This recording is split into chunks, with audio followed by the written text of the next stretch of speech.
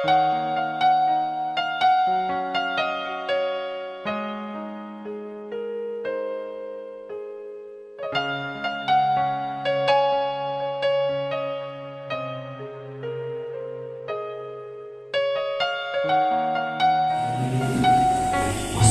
melalui pintu gerbangnya dengan nyanyian syukur, ke dalam perantaranya dengan puji-pujian. Bersyukurlah kepadanya dan pujilah namanya, sebab Tuhan itu baik, kasih setianya untuk selama-lamanya dan kesetiaannya terturun-temurun.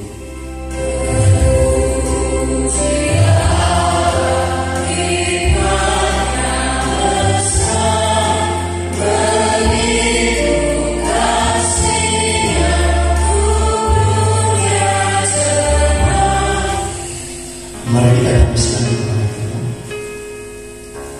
Pertolongan kepada kita adalah dalam nama Tuhan yang menjadikan langit dan bumi, yang tetap setia untuk selama-lamanya dan tidak meninggalkan perbuatan tangannya.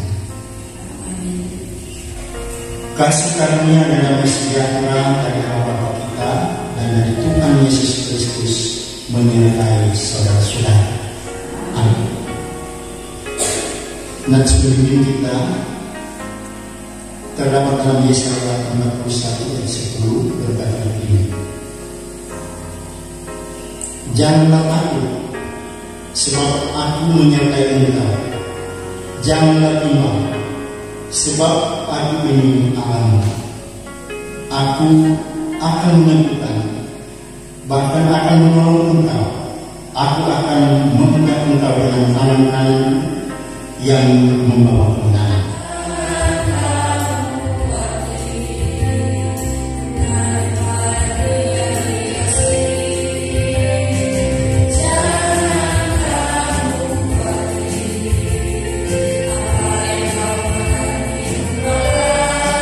Untuk melakukan dan memproses kita kepadanya, mari kita berdoa.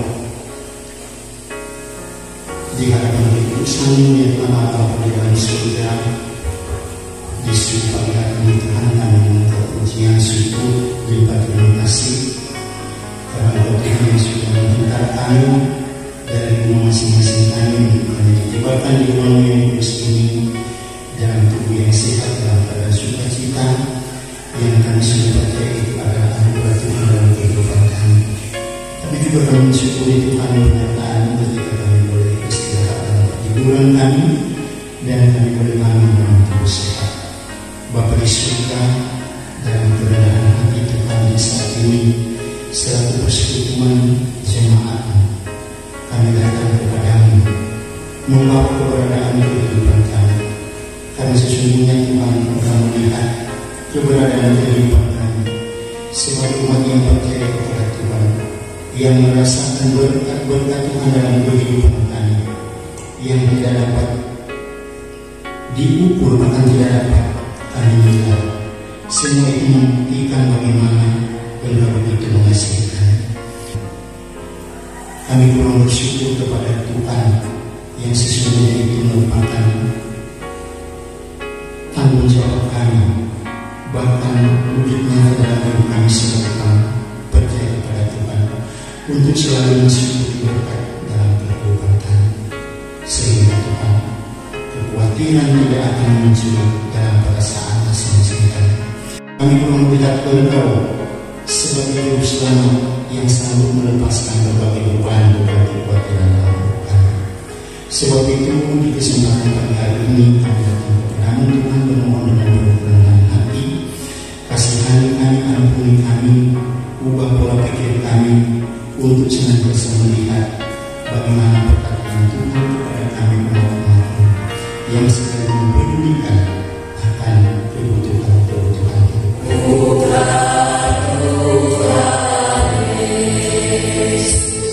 Betapa indah dirimu.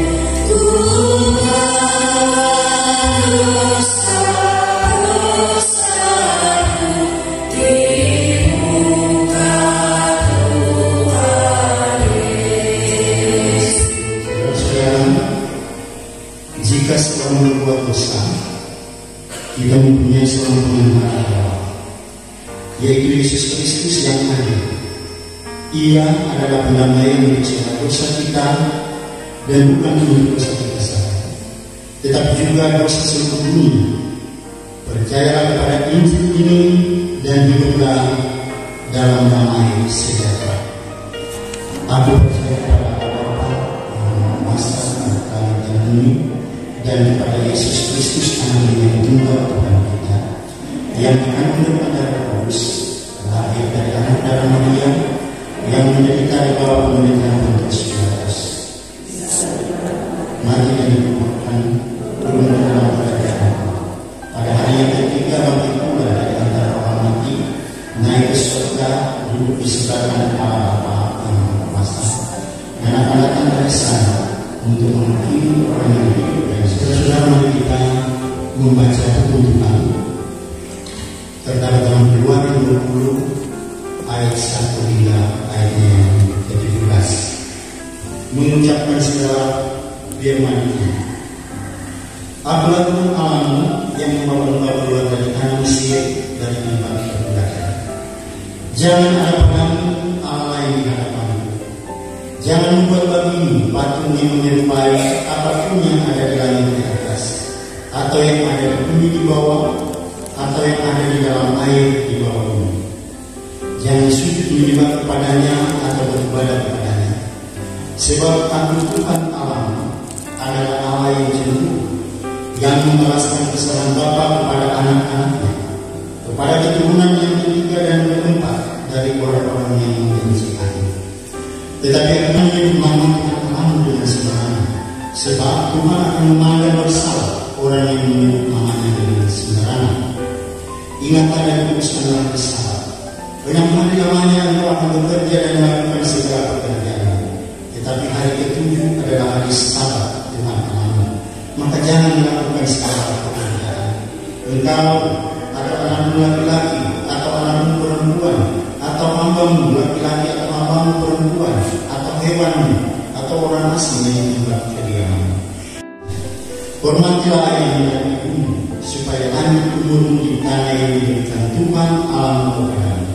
Jangan membunuh, jangan berzina, jangan mencuri, jangan mengucapkan saksi dusta tentang sesamamu, jangan menghuni rumah sesamamu, jangan memilih istrinya atau hambanya laki-laki, atau hambanya perempuan, atau lembunya, atau keledainya, atau apapun yang dipunyai sesamamu.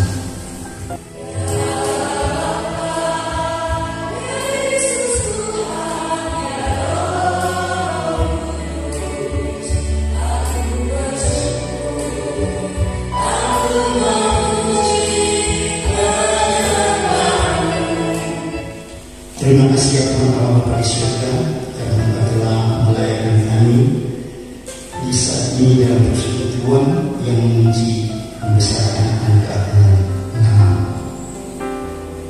Dalam persekutuan ini Tuhan tiba bagi kami untuk membaca, merenungkan akan kebenaran firman Tuhan.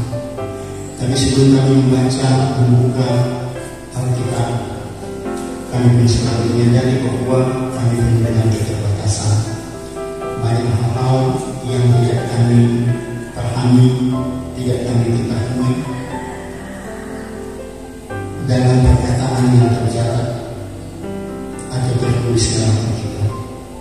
Sebab itu Tuhan, kami sangat butuh pertolongan Tuhan, sehingga kami mampu memahami, mengartikan firman itu dalam kehidupan kami, dan kami sanggup melakukan lewat perilaku-perilaku kami setiap hari, baik kami selaku jemaat, selaku orang tua, selaku anak-anak, maupun Tuhan kami secara khusus bagi pelayan yang memegang tugas tanggung jawab untuk melayani pekerjaan Tuhan, sehingga pembacaan yang akan kami baca dan kami renungkan sebentar benar-benar membawa kehidupan kami untuk selalu dekat kepada Tuhan, mengandalkan Tuhan dalam perilaku kehidupan. Dan diberkati Tuhan kita Yesus Kristus. Mari kita membuka kebenaran firman Tuhan Untuk bulan Juli ini di minggu pertama kita dalam renungan dalam pembacaan Filipi 4 ayat 2 ayatnya yang ke-9 di bawah perikop nasihat terakhir. Euodia kunasihati dan Sintik kunasihati supaya sehati sepikir dalam Tuhan. Bahkan meminta kepadamu juga Sosibos temanku yang setia. Tolonglah mereka, karena mereka telah berjuang dengan aku dalam perkabaran Injil, bersama-sama dengan Clemens dan kawan-kawanku sekerja yang lain yang namanya tercantum dalam kitab kehidupan. Bersukacitalah senantiasa dalam Tuhan. Sekali lagi kukatakan, bersukacitalah. Hendaklah kebaikan hatimu diketahui semua orang. Tuhan sudah dekat. Janganlah hendaknya kamu khawatir tentang apapun juga, tetapi nyatakanlah dalam segala hal keinginanmu kepada Allah dalam doa dan permohonan dengan ucapan syukur. Damai sejahtera Allah yang melampaui segala akal akan memelihara hati dan pikiranmu di dalam Kristus Yesus. Jadi akhirnya saudara-saudara, semua yang benar, semua yang mulia, semua yang adil, semua yang suci, semua yang manis, semua yang sedang dengar, semua yang disebut kebajikan dan patut dipuji, pikirkanlah semuanya itu. Dan apa yang telah kamu pelajari, dan apa yang telah kamu terima, dan apa yang telah kamu dengar, dan apa yang telah kamu lihat padaku, lakukanlah itu, maka Allah sumber damai sejahtera akan menyertai. Demikian pembacaan kita.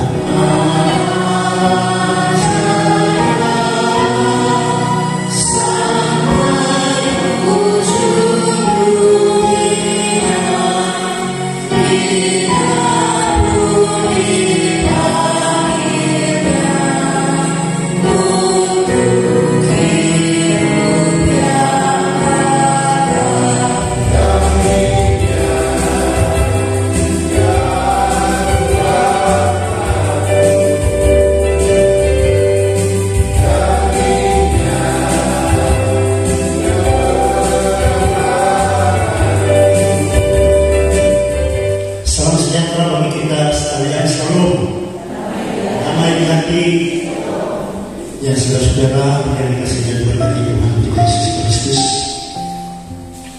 kita bersyukur dan berterima kasih kepada Tuhan yang telah menuntun menyertai perjalanan kehidupan kita, ya sehingga hari ini kita sudah ada di bulan Juli, di bulan ke-7. Nah itu artinya ya kita sudah melewati setengah tahun perjalanan kehidupan kita di tahun 2023 ini. Kita telah dihantar dalam pembacaan dalam renungan kita melalui Filipi pasal 4 ayat 2 hingga ayatnya yang ke-9 di bawah perikop nasihat terakhir, dan kita akan dituntun dalam tema jangan khawatir tetapi bersyukur. Bapak Ibu saudara yang dikasihi dan diberkati Tuhan, ya dalam tema ini yang paling menonjol adalah kalimat atau kata khawatir. Kalau berbicara khawatir itu sesuatu perasaan dan sesuatu hal, suatu keadaan yang artinya tidak pernah lepas dari kehidupan kita sebagai umat manusia. Siapapun kita semua merasakan hal ini, merasa khawatir. Dalam peristiwa seperti ini, baik pendeta, penatua, diaken, anggota jemaat semua ada dalam dan selalu merasakan kekhawatiran dalam kehidupan kita. Dan yang mengakibatkan yang perasaan itu muncul dalam setiap orang, yaitu kan macam-macam penyebab. Apalagi itulah sebagai orang tua, kadang-kadang tua orang khawatir dengan keberadaan atau pengakuan anak-anak kita. Nah, itu yang kadang-kadang sering menonjol dalam perasaan sebagai orang tua khawatir akan anak-anak. Tapi juga saudara-saudara, hal-hal lainnya, kebutuhan hidup setiap hari itu yang menjadi sumber perasaan dalam hidup kita menimbulkan kekhawatiran, baik itu menyangkut soal makanan, minuman, kebutuhan pakaian, tempat tinggal dan lain sebagainya, selalu menjadi kekhawatiran dalam hidup kita sebagai umat manusia. Menjawab pertanyaan itu, kenapa sampai timbul rasa khawatir dalam diri manusia? Nah, ada yang menjawab begini, ya karena mungkin orang yang ada andalkan Tuhan, ya mungkin orang setuju semua dengan jawaban itu. Tapi juga sudah ada jawaban lain yang menjadi alasan kenapa orang sampai khawatir. Dan kalau masing-masing orang bertanya pada persekutuan ibadah ini, ya artinya tidak bisa menjawab secara jelas dan langsung apa dalam alasannya apa sampai sering merasa khawatir, ketimbang dengan sebaliknya mengucap syukur. Ya, yang dominannya selalu berasa itu rasa khawatir.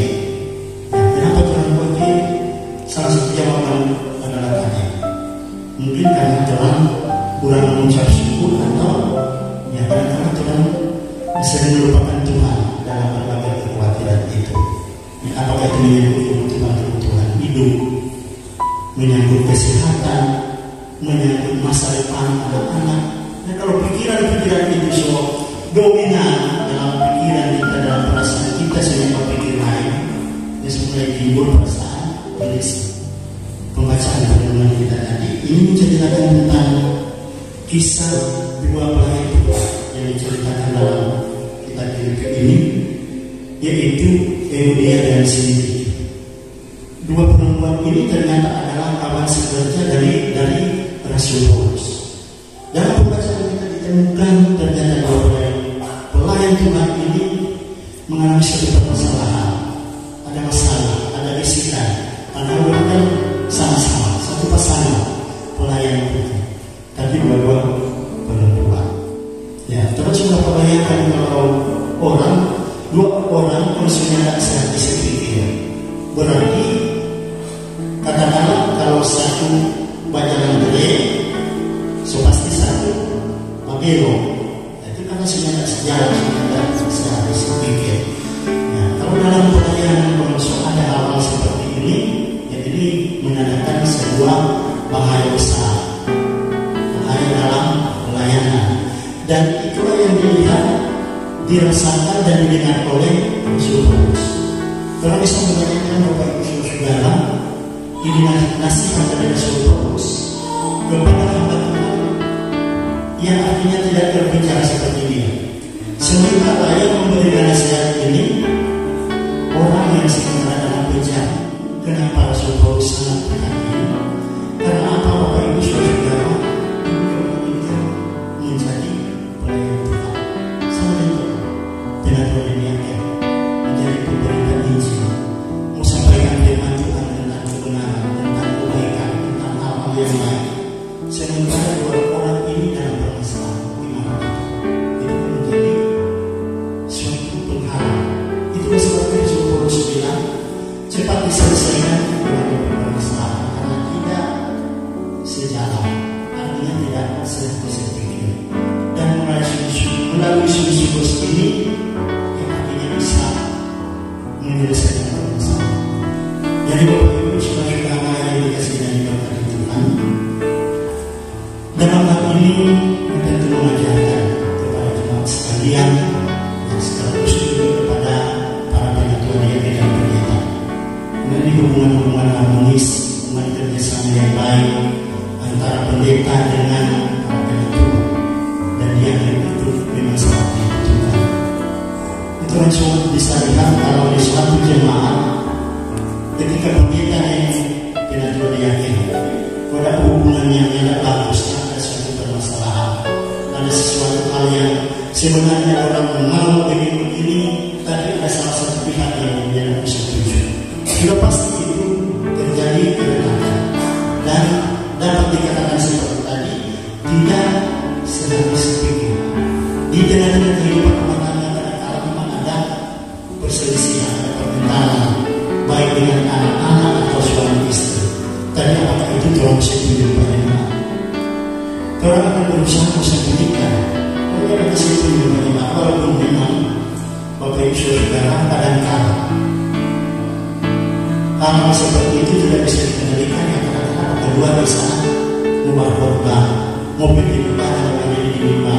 Dan dari permasalahan-permasalahan yang ada di rumah terbawa, dia cerita bahwa kemudian yang sadar masalah di rumah dia bawa dalam persekutuan cara di dunia sekarang. Jangan sekarang bisa disalahkan orang memberikan izin yang berani, orang beribadah yang berani melakukan orang sedang beribadah masalah dengan laporan ke polisi. Itu baru tindakan-tindakan seperti itu. Belum salah bicara misalnya melecehkan atau menghina golongan lain, ya bisa saja penistaan agama itu seharusnya artinya seketat dengan aturan perlindungan terhadap orang beribadah luar biasa. Tapi lebih permasalahan apa Bapak Ibu Saudara, yang walaupun sedemikian bebas, tapi ya itu orang sebagian besar dalam persekutuan ibadah kadang-kala banyak sedikit, banyak sekali alasan-alasan yang terjadi, banyak sekali permasalahan yang terjadi di setiap jemaat itu kan bersukacita senantiasa di dalam Tuhan. Sekali lagi Paulus menyampaikan bersukacita dan bersyukurlah kepada Tuhan, karena memang cuma dia bersyukur waktu melihat dan keluar dari kekhawatiran itu. Syukur bersukacita kepada Tuhan karena apa saudara-saudara? Supaya orang tidak kehilangan damai sejahtera. Kita sering berkata kalau ada kekhawatiran, maksudnya ada damai sejahtera. Artinya sedangkan orang sudah mau tanya dia baik-baik, pasti dia jawaban sama-sama. Karena apa? Karena dia dalam kekhawatiran kemudian tidak ada rasa sukacita dan damai sejahtera. Itu masalahnya Bapak Ibu Saudara-saudara yang dikasihi dan diberkati Tuhan. Artinya setiap saat orang yang mulai ibadah, di tengah-tengah ibadah maupun selesai ibadah, selalu ada kata shalom, damai di hati. Karena itu kalau Tuhan berbicara damai di hati, berarti kan ada kelegaan. Walaupun banyak beban, banyak tekanan yang Tuhan hadapi, Tuhan rasakan. Tapi kalau dengar shalom itu, ya rasakan lega. Semua yang baik, semua yang sedang didengar, semua yang termasuk kebajikan, pikirkan semuanya itu. Itu yang menjadi pesan Rasul Paulus. Jadi yang baik dengan kita. Ya artinya di sini Paulus mengingatkan kepada jemaat, bahkan kepada kita sekalian sebagai Tuhan, setidaknya ketika ditemukan yang bermasalah-masalah dalam persekutuan, baik jemaat di kolom. Ya artinya kalau dilihat cuma masalah kecil, jangan tambah-tambah dulu sampai